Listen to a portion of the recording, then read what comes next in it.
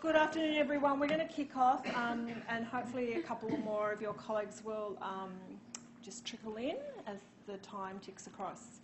So this afternoon, when I've got my clicker on, we're here for the 12th GAP session, which we're going to look at what's happening for the ARC grant rounds for 2018. We've got three glorious women here to tell us about what's happening in that space. But I would like to acknowledge country and pay our respects to the Clan Belong clan of the Awabakal people, traditional custodians of the land on which this campus of the University of Newcastle is situated, and also acknowledge and pay respect to other Aboriginal and Torres Strait Island nations from which our students, our staff and community are drawn. So basically it's all about what's happening in the ARC space for 2018. Our first delightful lady, Miss Kylie Hugo, is going to kick the show off. A woman that knows so much about in this space and has just been back from the nation's heartbeat, hearing about all the updates. Oh my goodness. So I'm handing over. So clicker. Clicker that way. Perfect. Beautiful. Thank you. Thank you, Jo. So yes, some of us did manage to go down every year. The ARC and NHMRC host all the research offices around Australia and just give us a lowdown of what to expect, the main changes, those kinds of things. So just to kind of give you a little bit of a heads up, you will notice that funding rules are starting to be siphoned off to a portal called Grant Connect, and that's something that the federal government is now. The expectation is that all federal funding will go via Grant Connect. Depending on which scheme, you will still be submitting in RMS or RGMFs if it's NHMRC. But they're also starting to want to consolidate the funding rules. So rather than having a multitude of documents, and this won't happen this round, but in future they've got a template, and that's what each funding opportunity is going to look like, regardless of whether it's ARC, NHMRC. I think it'll make it streamlined and much easier. The ARC has updated, revised their medical research policy, and that was in close collaboration with NHMRC. They haven't really changed it, they've tightened it. They've given a lot more example to it. It's worth having a look at if you fall in that space. One thing they mentioned, they're no longer coming back to the research office and the applicant to seek further clarifications. So you really do, in that section, need to have your justification clear if there's any kind of medical terminology in there, definitely. There's a new term that you'll see in the funding rules, which is active project assessment date, and it's basically the date on which active project eligibility will be considered, and it's in the definitions, it's in the funding rules. Each scheme has a set date. We'll talk about that a little bit later. So main changes to the overall discovery program, which discovery projects obviously and Dec Res sit nicely under. So they've added salary top-ups to the budget items not to be supported. So make sure that that is clear in your budget now. Updated request not to assess process actually requires a little bit more justification if you are including a College of Expert member in your request not to assess. So you need to have a clear justification for that, a one-pager, to support evidence as to why you would like to include them. So that's some general stuff. The active project assessment date again, so scheme-specific date, which is when the project and proposal limit eligibility is assessed. So the active project assessment date for DPs for funding commencing in 2019, which is this forthcoming round, and also for Dec Res, is July 1st, 2019. So they give a little example. So you can apply for a DP19 while holding two DP16s with project end dates prior to the 1st of July 2019. However, you can't start the DP19 until at least one of the DP16s has been completed. So one DP16 has been relinquished, or your role on one of the DP16s has been relinquished in order to meet the limit of 2 discovery program projects. So that's that little precursor or clause at the end talking about you can't actually start until your eligibility is complete. So, DPs. I know this might be rather some. So the 2 slots limitation.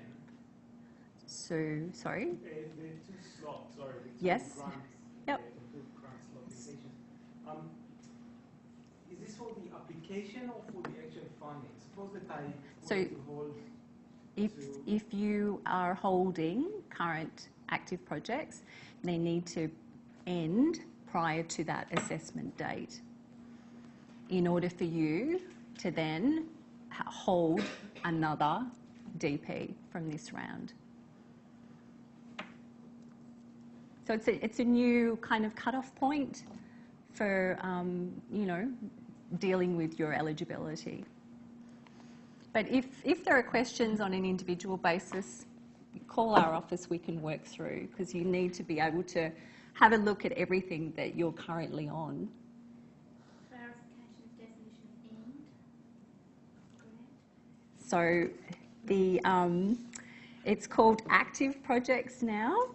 So rather than only the funding years set out in the original funding agreement, it can carryover affects that. So you're right with clarifying with the research office, because it's not just what you signed off on. If you're making variations to that, the end date is considered in terms of eligibility.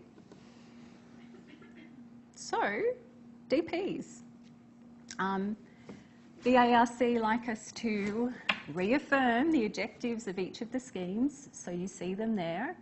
The DP scheme provides project funding of between 30 and 500,000 per year for up to 5 consecutive years. It also includes a Discovery International Award, which is an added bonus to that particular scheme. Just looking at the overall success rate for DPs for funding commencing in 2018, which was the last round just recently announced, 18.9% success rate. So the assessment process for 2018, and I know Erica feels this pain, used 79 College of Experts across 5 discipline panels and a total of 12,100 independent assessors reports. So you can imagine it's a huge process, and you may get, you know, a number of assessors reports, you may not. It just depends on how many come back in a timely fashion. I think they have about 20,000 assessors on record that they can draw from, depending on their expertise. So eligibility, again, the standard. Participant can be funded for a maximum of 2 projects as a CI, or 1 ARC Dec Res fellowship and 1 project as a CI. So that's standard. These limits don't apply to partner investigators or to unnamed participants on projects. And then there's also the clauses around Centre of Excellence or special research initiatives. And then there are some that are excluded. So these kinds of eligibilities have been around for a while. The selection criteria is really important, obviously, to look long and hard at. We've noticed that project quality and innovation this year changed, so it went from 35% to 40%. So it is your number 1 criteria. Investigators is now 35%, and the other 2 remain unchanged. So investigators is where you would be looking at things like rope.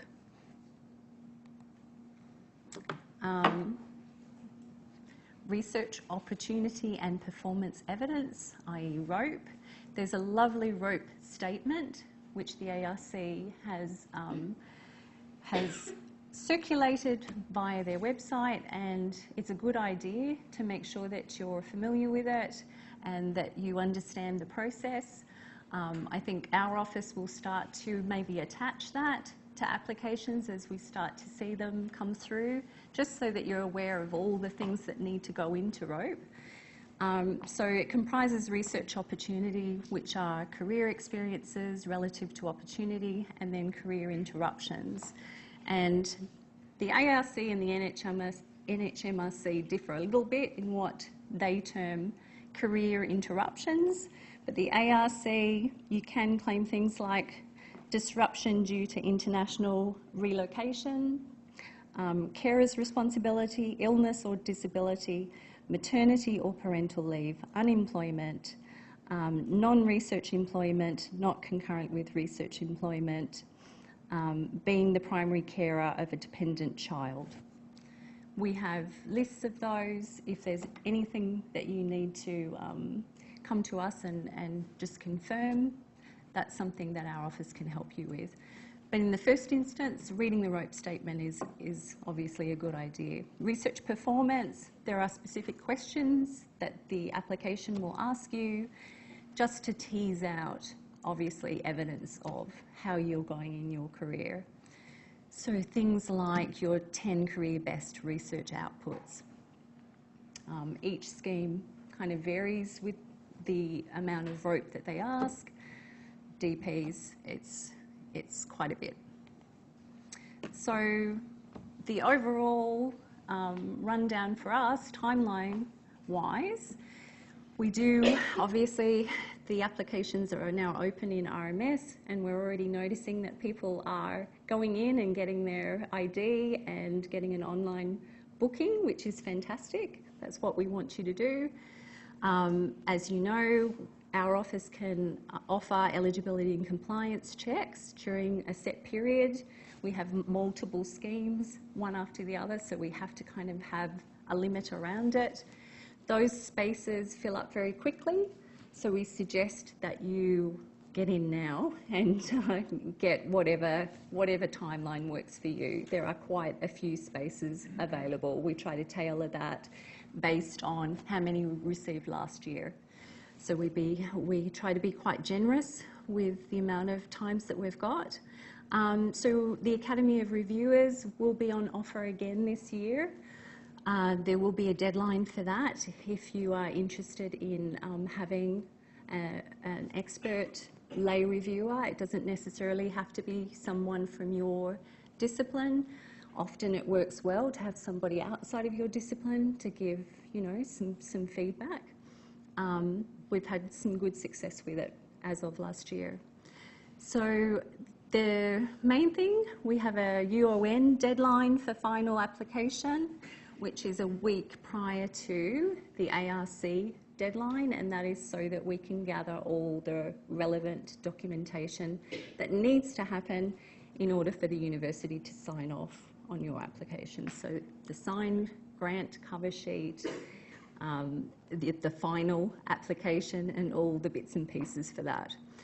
So just pointing out too, and I know our College of Expert might mention the importance of the rejoinder period and making sure that you're well aware and can plan in your timelines when that's going to happen, because the rejoinder is a very important part of the application process. It's your opportunity to provide feedback to the assessor's comments.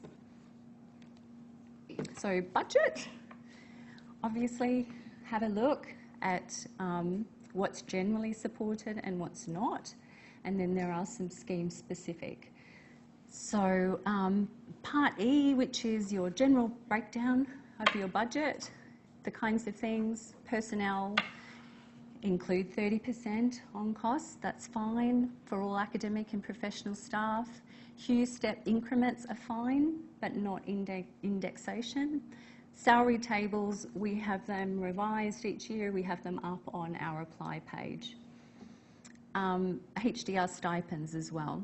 4-year HDR stipend can be requested from the ARC for a 4-year proposal.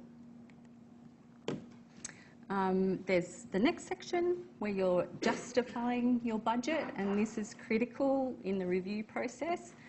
So your college, your Carriage 1 and Carriage 2 would be looking at how have you justified what it is that you're asking. And this is where obviously they can start to say, well, perhaps not, perhaps that's overinflation, perhaps this doesn't need to, you don't have to have this person at this level, and so forth. So you need to really be clear about why it's integral to your research.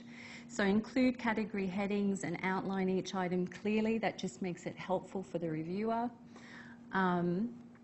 Not to show calculations for Part E, just provide the full justification. You can do a breakdown in the lovely project budget table, just a little bit of a breakdown. But here, this is where you need to give some text around each of it. For travel, include origins and destinations, accommodation and daily allowances. Avoid vague support requests or UON cash contributions listings. So all UON cash contributions listed in application must be included in our UON signed cover sheet. We will be looking at that prior to submission and making sure that what is in your application has been signed off appropriately by your faculty, your school, anybody else who needs to have signed it. Specific to DPs, so you've got teaching relief for CIs may be supported up to a total of $50,000 per year per project. Travel costs associated with the project may be supported up to $50,000 over the project activity period. Travel and accommodation costs related to carrying out field research or any carers costs are actually not included in that $50,000. So that's an important thing to remember. The Discovery International Awards are a wonderful thing. It's for up to 2 participants per proposal to work overseas on the project. It's providing that international collaboration, and it's not to say that they're not funded, but from my experience as an ARC observer and just looking at the details from last year, it seems like an obvious place to cut the budget. So looking at them last year, 101 funded out of 591 that were submitted with a Discovery Indigenous award embedded in it. So obviously justify, just give a really good reason why that's integral. So our checklist, obviously start the application in RMS as soon as possible to book your eligibility and compliance review, which is via our online system. I think most of you are familiar with that now. If you wish to participate in the Academy of Reviewers, we will be sending out an expression of interest shortly with a deadline for you to at least express your interest, then connect with somebody who's suitable, and then have a deadline for a draft application. Complete the budget justifications, rope statement, request not to assess, which is your opportunity. If there are any assessors out there that you would rather not have look at your proposal, you can submit that. And then submit proposal in our RMS to the research office for the eligibility and compliance review, incorporate your feedback and submit cover sheet to faculty for signature, and then submit the final version. So there's a few steps there, but if you follow them all, then hopefully you will get some success. So there you go. For further help for any of this, obviously we've got an apply page. Call the research office if you have eligibility issues in particular and want to talk through your individual stuff. We're more than willing to help. And we have exemplary applications so that you can come and you can take a look at what a good proposal looks like. All right. Thank you so much. No problem. Now we're going to just pause pause for a moment And take this off me. and take this off you, because we only have one. I'm not sure where the second one is. Couldn't find it. I'm going to put this on the back of you. Media person and minutes. Okay, I think we're good now. You have comfortable with that bit? Yep.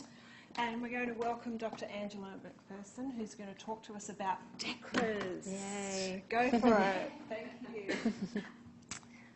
So Dec Res, a lot of the information is the same as what Kylie was saying for the DPs, but we'll go through it anyway. Again, here are the objectives, which are, it's important to make sure that your project will fit into that if you're going to be applying for a Dec Res. You need to have been awarded a PhD within the past 5 years, or if you have career interruption that complies with the funding rules and the FAQs, then that also can leave you within the 5-year period. The overall success rate for last year for Dec Res was 16.7%. There was 1,200 applications submitted, so just be mindful that if you're going to apply for a Dec Res, you need to put the time in to make the application good and start thinking about it now, even though it's a few months off before it's due for submission. So it's up to $40,000 per annum in project funds each year, plus the salary that is awarded. A little bit on eligibility. There's limits on proposals, same as the DP scheme. You can only be nominated on one proposal at a time, which makes sense because you are the only applicant on the proposal. A participant may apply for up to 2 Dec Res over the period of which they're eligible, so within the 5 period after you're awarded your PhD. And that includes proposals that have been withdrawn or ineligible. A Dec Res candidate at the closing time of the proposals must have had their PhD conferred on or before the 1st of March 2013, or again, as I was saying, with the career interruption during a time period that is commensurate, allowing for the career disruption. So specific to the Dec Res scheme, the changes for the funding rules for 2019, similar to the DPs, they added the salary top-ups to budget items not supported, which was actually the same as last year, but they've just updated the funding rules to reflect that. They also updated the request not to assess process to require justification be provided when nominating College of Expert members, same as DPs.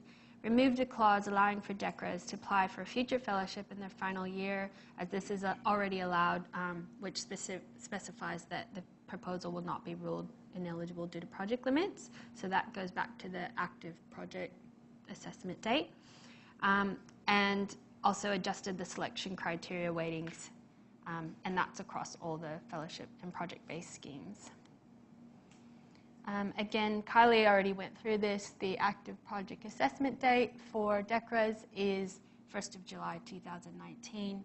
And if you need further advice on how this personally affects you and applying for this round, as Kylie said, either email us or ring us, and we'd be happy to walk you through that. A couple of things to remember about Dec Res is the application is very large and takes a lot of time. So if you want to be competitive, you need to start as early as possible. Read all of the funding rules, the instruction to applicants, the frequently asked questions before you start, and make sure you're eligible, because you don't want to put in a lot of time preparing an application to find out that you're not eligible later down the road, which has happened before. We have exemplary applications in the research office, so if you'd like to look at those, you can just email us and make an appointment and come have a look. Get your application peer reviewed. Kylie mentioned we have the Academy of Reviewers. That is a good resource for you to use. Otherwise, you can ask your colleagues to peer review, but we recommend that all applications are peer reviewed for scientific content. Remember that the application is not just the proposal, so you'll need to work on your proposal, strategic statement, rote statement, budget, and budget justification sections all at once, because they're all integral to the application. And we recommend starting your statement by admin org, which is the new word for strategic statement, which they've changed this year. Start that first, because it needs to be submitted to us for approval, because we then have to submit it to the DVCRI, which is a lengthy process, which I will show you in a little bit. So here's our deadlines. The applications will open the 8th of January, but remember, you don't need to wait for them to open to start working on your application. The Academy Reviewers deadline, you will have had to have completed the expression of interest before this deadline. This is the deadline for when your application will be sent to the reviewer, is that correct? So you'll also have to complete an expression of interest, which will be before the end of this year. Yep. So just be on the lookout for that. So the statement by admin org will be due on the 14th of February, as well as the financial support package request. So that is support that is provided by UON as part of the application to strengthen your application. We're not 100% sure of that process yet, as it needs to be, I should say, approved by RSG, but we're hoping to have 3 package levels that you can choose from, and they'll be standardized, and you basically fill out the request, and that will be approved by the DVCRI. However, we don't exactly know, as that process hasn't been approved. So just be on the lookout. We'll send out more information about that, or you can ring us for more information. You'll have to book in for your, if you would like one, an eligibility and compliance check on those dates in February. The deadline is the 7th of March, and the ARC submission deadline is the 14th of March. So I put this in here just to sort of give you an idea of what happens with your strategic statement or statement by admin org, why we need it so early and why it takes so long. So you should be drafting it first with your supervisor's help. Submit it for your faculty for review, because they have their own procedures and processes, so you'll need to contact them to see when their deadlines are and what they expect from you. Then you'll submit it to us by our internal deadline. We will then get it to the SDVCRI for review and approval of the financial commitments, and it takes him a minimum of 1 week to do that. So we need to build that into our deadlines and our processes to make sure that it comes back in time, which we're finding with the future fellows, it's been very tight. So that's why we're trying to make sure with the Dec Res that we leave enough time so that it's not stressful for everybody. And then it's returned to us for final review and signature, and then we give it back to you to insert into your application in RMS. The budget, there is actually on our apply page there's lots of information about how to prepare a budget. So I highly recommend that you have a look at that. There's lots of tools such as salary calculators, animal purchasing and housing, cost information. Also use the ATO website to cost your travel and meal allowances. And again, you can look at the exemplary applications in our office. Next Tuesday, there is a very in-depth Dec Res seminar that our office is participating in. So I'm not going into a huge amount of detail here, but if you haven't registered for that and you're applying for a Dec Res, I highly recommend that you come along to that and bring your supervisor. At the end of this slideshow, I'll give you the information for that. And this is just the fine print, paperwork for submission. All the Dec Res applications will require a cover sheet, which Kylie also said for the DPs, and we need that on the UON deadline date, so the date that your application is due to us. In addition, you will also need to submit the statement by admin org and financial support package request forms. And the cover sheet must be signed by all the above. And basically, how do you submit your cover sheet? Check with your faculty, as they get it first to sign it, and then it comes to us. So you need to check with them first to see what their procedures are. Again, the big checklist. Start your application, book your eligibility and compliance review online. The link for that is on our apply page on our website. Submit your draft proposal to the Academy of Reviewers. Complete your statement by admin org. Complete your financial support request package. These things down here, number 4 and 5, you can do before it opens in RMS, and also start working on your proposal and rope statement. You don't have to wait for RMS to open to start working on that. Submit your request not to assess form if you would like to, and submit it to us by your review date, so that if you book in a review and incorporate your feedback, submit the cover sheet to the faculty, and then submit the final version in RMS. Here's the information on the Dec Res workshop, which is next week from 9 to 12. That's the link to register, and also it should be on the Research Advantage page. Certainly is, and 35 very organised people have already registered, and I've even had some calls from some supervisors who are super excited. Well, great. Yeah, and it's also recommended that you bring your supervisor as well. The presenters, Adam Coppers from the Research Office, Roz Smith, and Juanita Todd, and they will basically be going over all of the aspects of the Dec Res scheme and give you lots of tips and helpful information on how to prepare your application. And there you go. So we have our website, attend the Dec Res seminar. We've got exemplary applications for review, and make sure, this is actually really important, the What's New ARC and NHMRC email list, make sure you subscribe to that. We send out all of our information about schemes. Anything that we need to tell you guys about is through those email lists, so make sure that you're subscribed to any of those that are relevant to you. Any questions? Okay, thank you very much. Unclipped. Unwound. Unwound. Now, do you have that in your pocket? I don't have a pocket. Would you like it on your back? Sure, why not? If it feels too much. Channel 9 are ready for you, darling.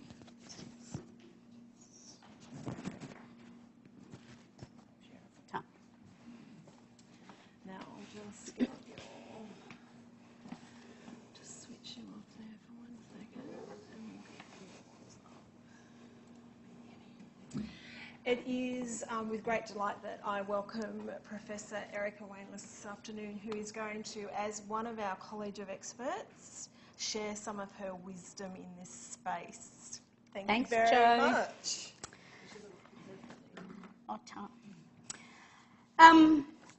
So I joined the college this year, and the caveat is that I've only served on the LEAF assessment panel, so my perspective will be quite complementary to Ange and Kylie's presentations.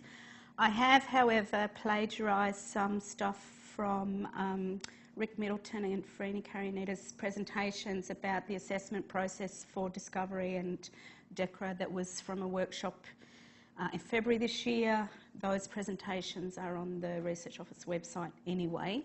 But the things that I can talk to that are common from those processes, I've integrated into this presentation as well. And I would also confess that I didn't know various things had changed, like percentages for criteria, so there's a couple of errors in my presentation as well.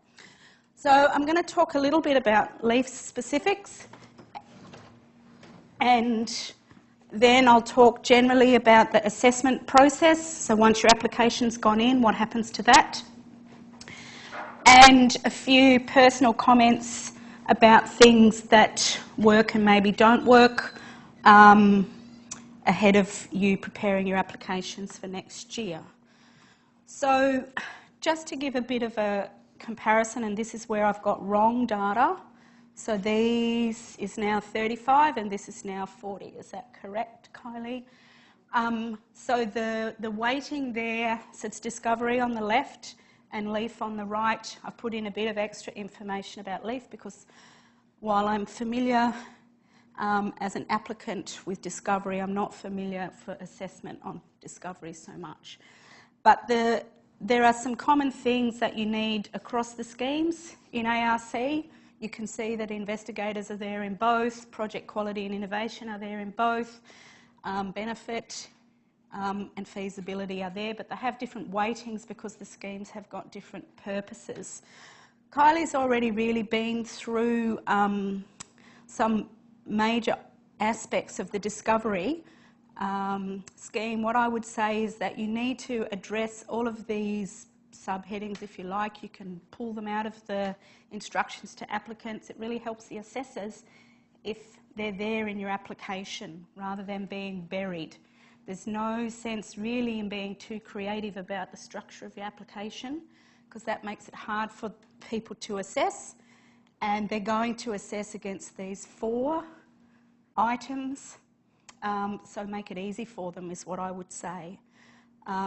Assessors on the panel are very tired when they're doing it, versus your expert assessors who will only maybe do a couple, where you'll get the true deep scientific assessment. So try and hit all of those targets. It's very important, from things that are obviously important to the ARC, using taxpayer money, so we want to know what the impact and value is, but also knowing what the scientific merit of your proposal is. If we compare to LEAF, which we haven't talked about so far, so LEAF is for funding of infrastructure and equipment. And I'll give you some numbers in a second for the magnitude of that scheme, but basically some of the subheadings here are a little bit different than they are for a project like discovery or like linkage. It's a major piece of equipment, but you've got to be hitting a really important scientific target in terms of why you need that equipment. So we want to have here enhancement of support for existing or emerging strengths, the relevance of the infrastructure, and I should say infrastructure is a very broad definition, can be across any field, so I shouldn't say scientific merit, it could be in the database for humanities work, for example, in terms of definition of infrastructure. What's the relevance to the needs of existing funded projects?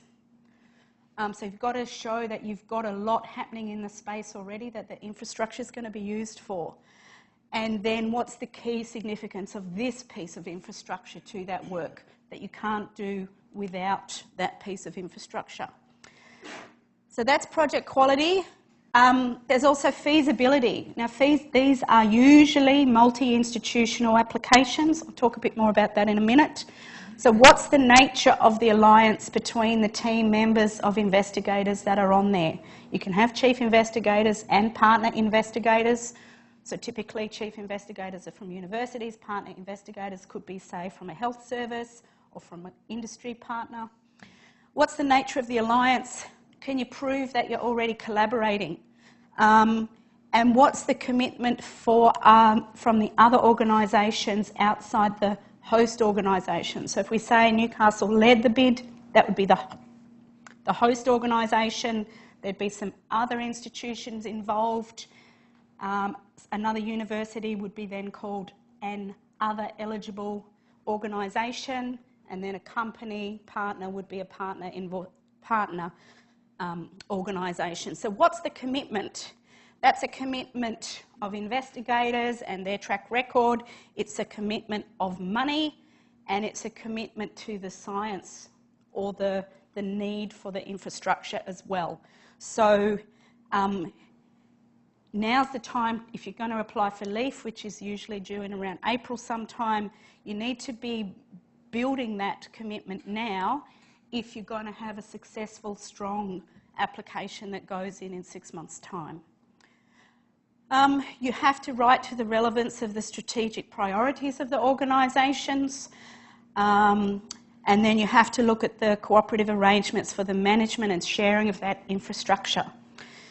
The reason being you can't have millions of investigators on the proposal, so there are limits to how many proposals you can have from any institution, but you may have more relevant people working at the institution.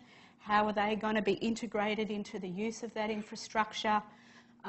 Typically it's about a limit of 5 from an institution.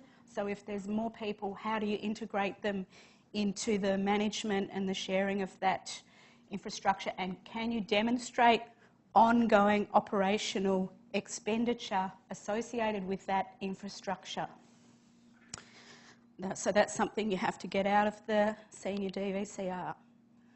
In terms of investigators, rope is also assessed very much in the same way as for the other schemes that Kylie and Ange talked about. It's quite okay to have more junior and more senior people within that team. My experience this year was that was worked quite well. I think this was quite fairly assessed. That being said, usually the first CI is going to be relatively senior, and they must have a demonstrated record in purchase management and coordination of big equipment, okay, which hopefully they can get from within the institution before they apply for their first LEAF proposal.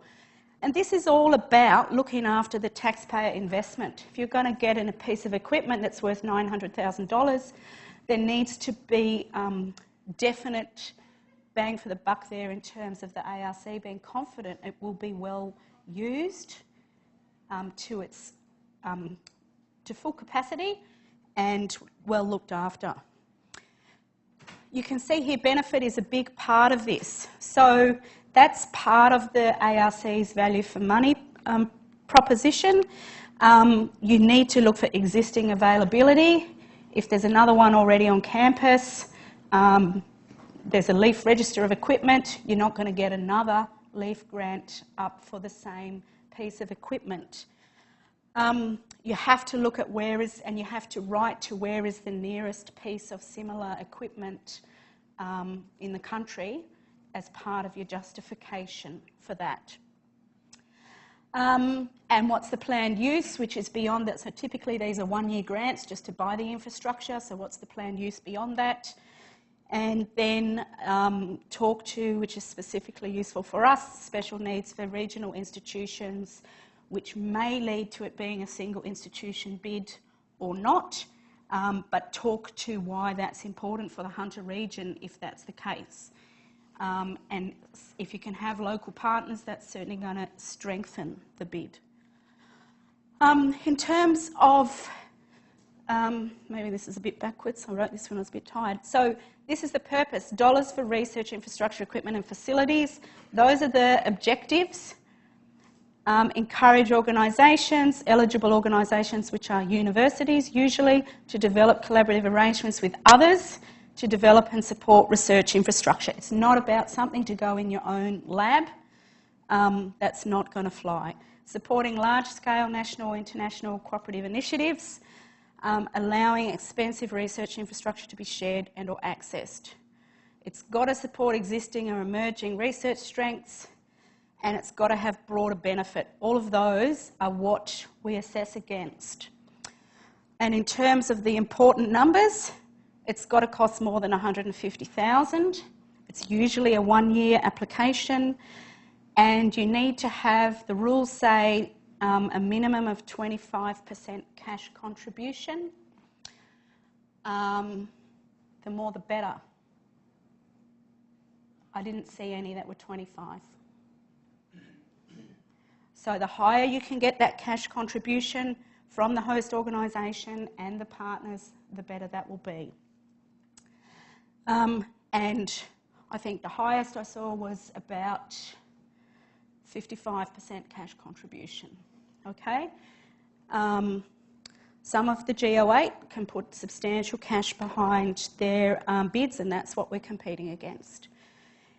Here are some numbers from last year and this year in terms of numbers of proposals. They're in the 170s in terms of number of proposals. There's 14 members of the panel, so we see about 1/7 of those each to assess. And you can see there's about 50 proposals recommended for funding to the tune here of $28.5 million we handed out this year for LEAF grants. This number here is quite interesting. So there's a big difference between last year and this year in terms of the fraction of the asked for cash that was awarded. Okay, that means there's great strength behind the funded proposals in terms of, I guess, their budget justifications. They were obviously ranked highly, but they did a good sell of the actual budgetary amount, better than before. So this is a good news story if you've written a good proposal. But there are some things behind that. Make sure that you've got good quotes for the equipment, that it's heavily discounted, because people in that room know how much these toys cost. And if you haven't got a discount, the conversation will be along the lines of, oh, I know from that supplier you can easily get 20% off. If you haven't tried, it will be really obvious that you haven't tried to get budgetary discounts. And I think that's what was a hallmark of these successful 50 proposals. Okay? And here's some other important numbers on the right. These are all from the selection report. You can get it from the ARC website. As well as some comments from me. So the thing that is interesting about these data over here is the number of organisations that are participating on leave proposals. And this is number of collaborating other, so in addition to the lead institution. All right, so if Newcastle put in a lead bid with no partners, that would be what a 0 means. If it had 1 or 2 other institutions on there, that's a 1 or 2. That's how to read that table. So you can see that single institution bids are really uncommon. So you have to have a strong case for arguing that, even though they can argue on the website the success rate's higher, you could argue that's not statistically significant. So think about that carefully in structuring of the proposal and who are your partners. Now, this is just my quick brain dump of things that I found as an assessor were important factors that I tried to understand as I was reading through the proposals. It's got to be novel research and infrastructure. So that doesn't mean it has to be a piece of infrastructure that you're going to build from the ground up. It can be a commercial instrument. Most of them were. But it's got to be novel. So it could be a next generation piece of equipment, for example, first in Australia, first in New South Wales, some sort of argument that you can put on the novelty of the equipment. And certainly what's the research questions that it's going to answer that can't currently be answered. Then gone are the days where LEAF just allowed you to just replace something that you already have when it gets old. So what will be bought? Look at the LEAF register for where is the nearest publicly funded example of something the most similar for that, so that you can talk to that. That's an explicit question in the application. I've already mentioned this one, get discounted quotes. What's the support from the host institution or institutions, because it could be for multiple pieces of equipment, doesn't have to be for one. So what's the value, what's the support at the host institution like? Will it be looked after? What's the broader benefit? So how many other users? Is it going to have a 8-hour-a-day booking system or a 24/7 booking system? What's the anticipated use? Who are the broader users maybe out there in a health service or a company that are going to help with that? Because you need to talk to broader benefit. It's worth 30%. That's the biggest thing. And then assemble your team carefully. Who's on it? Look at the rope. As Kylie's talked about, the expertise is essential in that general piece of infrastructure, even if it's the next generation one. That expertise is essential in terms of arguing why it should be at Newcastle, not at Macquarie or somewhere else. Does it build on existing and emerging strengths? What's the genuine collaboration or alliance that's needed? Can you demonstrate that in terms of existing grants, publication, dollars of support from each institution? They're all important. If it's a marriage of convenience, it won't get funded, most likely. So you can recruit superstar CVs. If it doesn't gel with what's the research questions, that's not going to fly very strongly. All right, so that's all I want to say about my LEAF experience. Happy to talk to people if they're going to apply for LEAF next year in some more details. I thought I would then just move on to a bit of description about the assessment process. It does change all the time and it varies between schemes. Currently the makeup of the panels are are there, those 5 different panels, and you can see where yourself fits in. All I'll say is for LEAF that it's not separated, it's one single panel of 14 people assessing everything. So that means that there are experts within that 14 from all of those panel areas. And certainly personally, I had to assess applications from the first 3. Now, as a physical chemist, you know, some of that was a bit challenging. So we'll get to that in a minute if it's more biology. This is a graphic from the ARC website that talks about the process. So we're talking today about writing proposals, the application part, and Kylie and Angela have talked about writing applications. Same for LEAF, it's just a little bit later in the year, like April.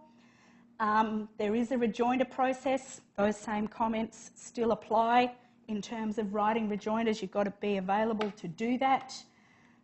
Again, you're being assessed against criteria that are in the funding rules. You've got panel members and expert assessors as well. Then the panel meets and makes a recommendation to the government as for the other processes. So I wanted to just flag the peer review process and point out that if you want to know more about peer review, if you have a look at this website, but also this statement in support of assessors, have a look at that in terms of the role of people who will be doing the assessment. And if you're not currently an assessor, they're looking for new assessors now. We got an email the other day as college members. So if you've got a strong niche expertise in your rope that you think makes you a good chance of an assessor, I'm happy to nominate you, but you need to do it ASAP, please. It's a good experience because it gives you insight into how other people write and can give you your own ideas. But fundamentally, assessors assess in ARC against this 5 letters ranking from outstanding, excellent, very good, good and uncompetitive. If you join as a detailed assessor, that's what you'll be assessing each grant against, plus writing commentary in support of your classification of that rating. Okay, the college members also assess against that rating scale as well.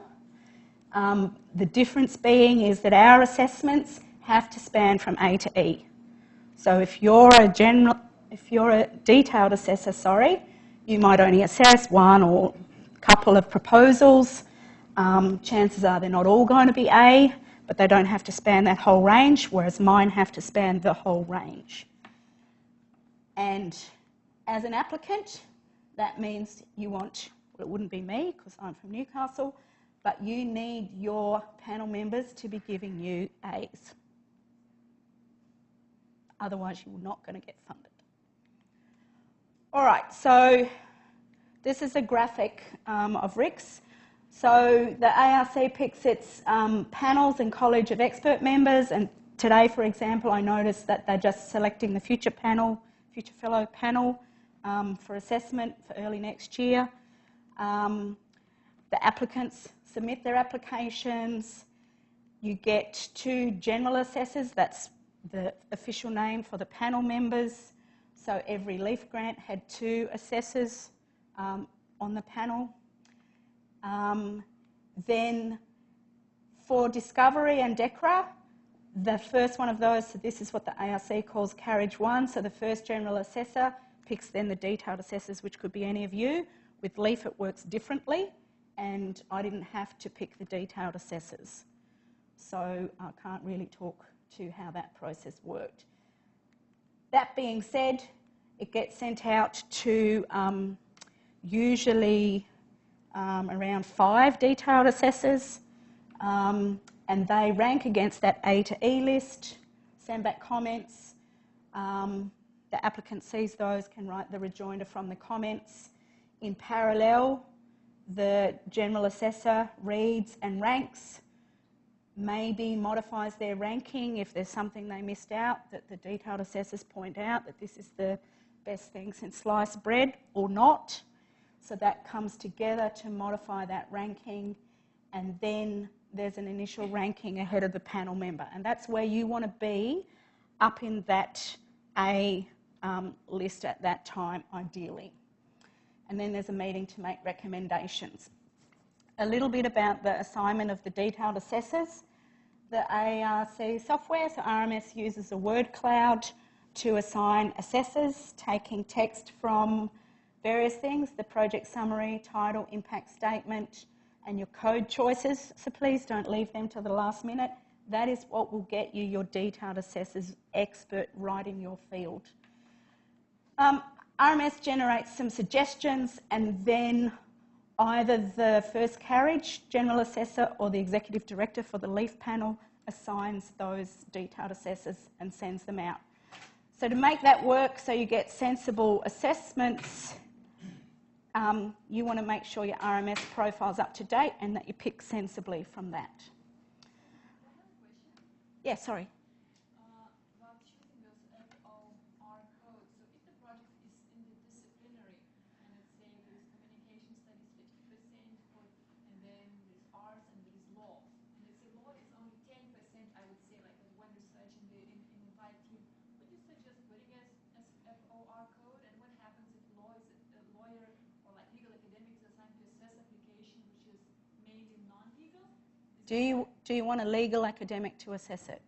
So that's the question. Will the legal academic reading that say, well, I don't really understand much, so I give you a good mark, or is it that I don't understand anything much because it's not really fully my field of research, so I'll give you bad?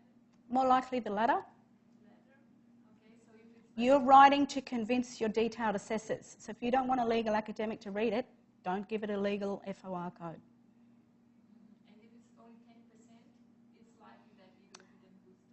I don't know, because I haven't had to do this process.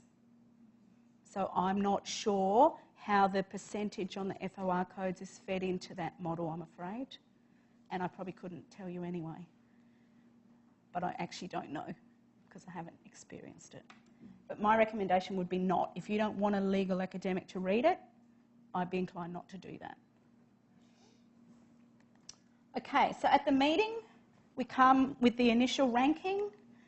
The ARC gives some advice that says we've got this many dollars to allocate, so that's approximately going to be this sort of success rate and this sort of return rate on the proposals. And then in the ranking range, there are those that are at the top. They'll be the ones that are all A's. There'll be those that are initially not fundable, and then there'll be an uncertainty band in the middle, and the amount of dollars that the ARC has to award will be somewhere in there. Then the panel gets to flag any discrepancies, so if they think something's been unfairly or maybe disparately treated by different assessors, so there's some disagreement, can be flagged as uncertain for greater look at. And then the decision goes through to fund or not to fund. And it's only at that point, after the ranked list is there, that they look at what fraction of the budget you should get. So what I think you want in constructing budgets is not to create any flags yourself along the process before that point in time.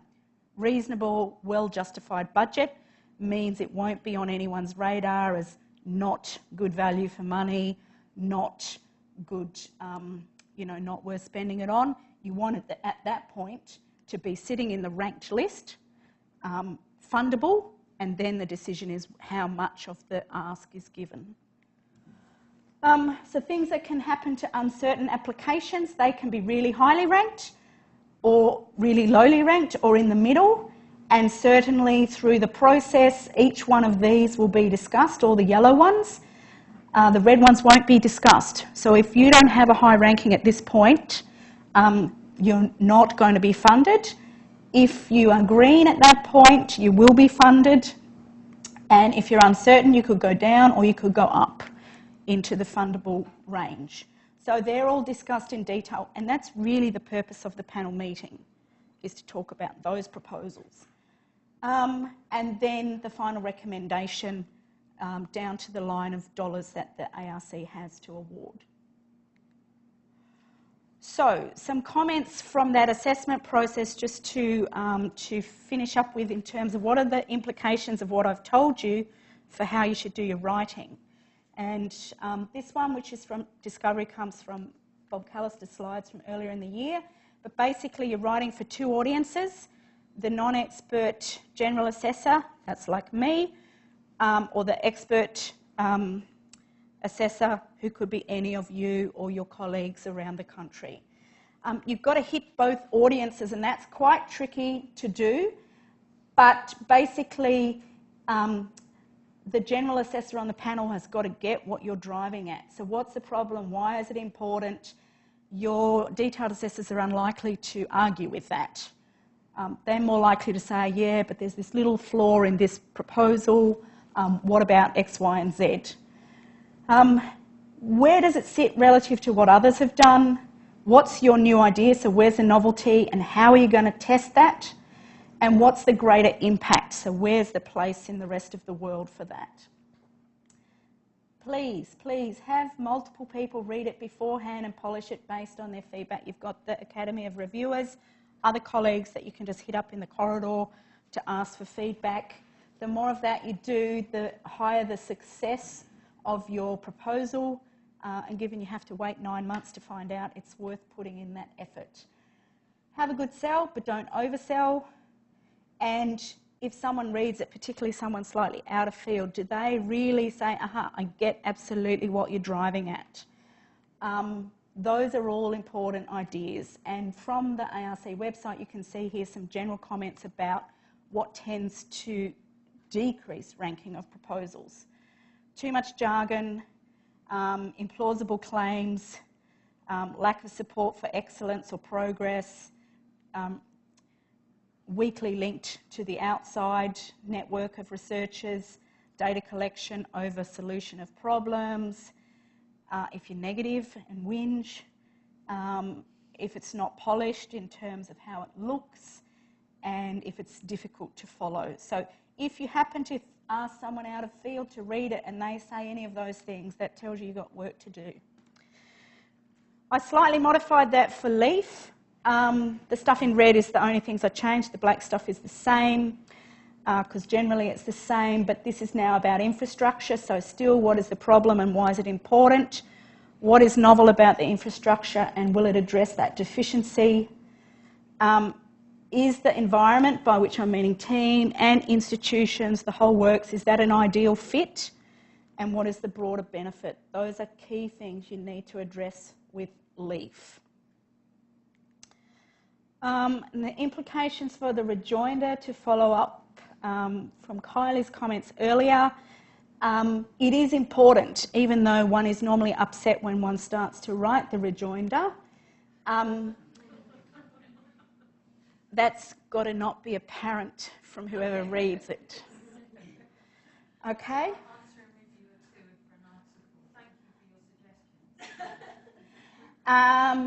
So the thing is, what you're trying to target here is any differences in opinion between assessors.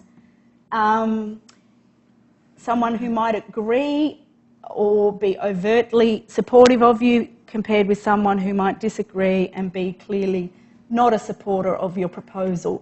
So how can that be matched? And that's the panel's job to look at that. It's not allowed to contain new information, but to clarify possible misunderstandings. So it should be factual, refer to the original application, but not to have new stuff in it. Don't be too wordy. Don't do too much praise from the assessors, and respectfully, which is not usually the first version, respectfully and authoritatively respond to their comments and criticisms, and don't leave out the important ones. The harshest criticisms have got to be addressed. And if you don't get funded, as I just didn't do with my Discovery grant again, what you want to do is be cognizant of what I've told you about the ranking process. If you get below the cutoff, really those numbers are meaningless. So don't take them too to heart. Can I ask, is it possible to find any information about how they did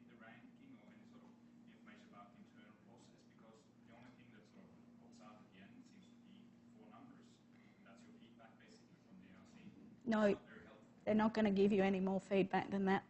So is there like a public disclosure law or something in Australia where you can like apply for documents to be released or anything like that? No, and if you get something that tells you you're E-ranked for your track record, and so I just got bottom 25% of unsuccessful applicants for my track record. You just got to suck it up. You know how the scoring is done though, because like I've done like one application 2 years ago and then this year, and you would think maybe having improved your track record, having improved the application and stuff like that, you would maybe achieve a higher score, but this time around, where's the freeze? It depends what else is in the pool of applications. It's not compared at all to your last year's application. That's irrelevant to the assessment process. It depends in the current pool of applicants how many were more highly ranked than yours. And ultimately at the end, I think, did I have numbers on this?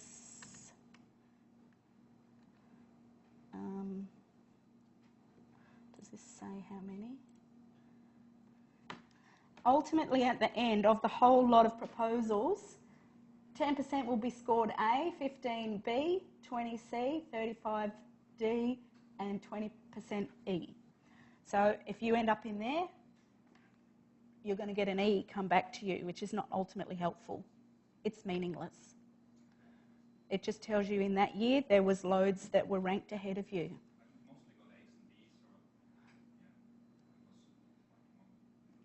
Good for you. Didn't seem to make a difference.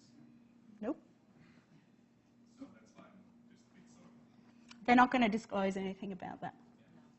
But do have a look at the new website, please, because that peer review is only new, and it gives you the assessor handbook and everything that the assessors are using to make their decisions. So it's helpful to have that in the background. Yep. Those numbers you just quoted, the 10% A and so forth, is that, where do these numbers come from? They... That sounds like a quota to me. If you say you can only have 10% of all applications, only 10% can be A, then it makes sense for someone to actually drop in their role because, but where do these numbers come from? So they come from the ranked list. So if you are in the top 10% of that list, the final thing will be A. You might have had from your detailed assessors A, B, C, any ratings, and from your general assessors you will have as well. And then it all gets brought together and is normalised to those percentages. But do they give some sort of, the assessors, do they give like maybe like some sort of sliding scale or there's a finely grained score then that then can be used in order to weigh the final results? Is that how it works? Or? You take the 4 areas, so track record, significance, feasibility, benefit, and there'll be a letter associated with each of those, A, B, C, D, E, from each assessor, each detailed assessor and each general assessor. So those letters are weighted to the criteria, so the 40% or whatever for significance. So ultimately that means for the panel members, that gives you the ranking order based on those, the fraction of those 4 that are A, B, C, D, E. And then if it doesn't fit those, then it's scaled to fit those. So let's say I go by 3 assessors and then I go all categories was A except for one that gave me one score B, and that then drops to C in the final score. Seems a bit strange to me, but there seems to be some pretty heavy weighting. But you don't know what your detailed assessors give you. Isn't it also the case that the actual score is really only what the College of Experts gives you, though? The A, B, C, D or E that you're given from your external assessor has no bearing numerically on your actual score. You may take it into account when you're ranking, but It doesn't have no bearing. That feeds into the the detailed assessor component of your score. So is that actually a percentage of the total score that you're finally given? I didn't think it was. I thought that the detailed assessor's actual ranking and score isn't taken into No, it's in there in a formula, which is not to be disclosed. So we don't know the percentage of that score. It's in there and it's a substantial component, okay? I think that was it. Let me just check. Yeah, that was the last slide anyway. So, so try not to react too badly to the bottom one. If you don't get funded, you have to just try again. All right, thank you so much for sharing that with us. Are there any more questions? Well, Eric doesn't have to stand at the front, but are there any more questions for our three presenters today?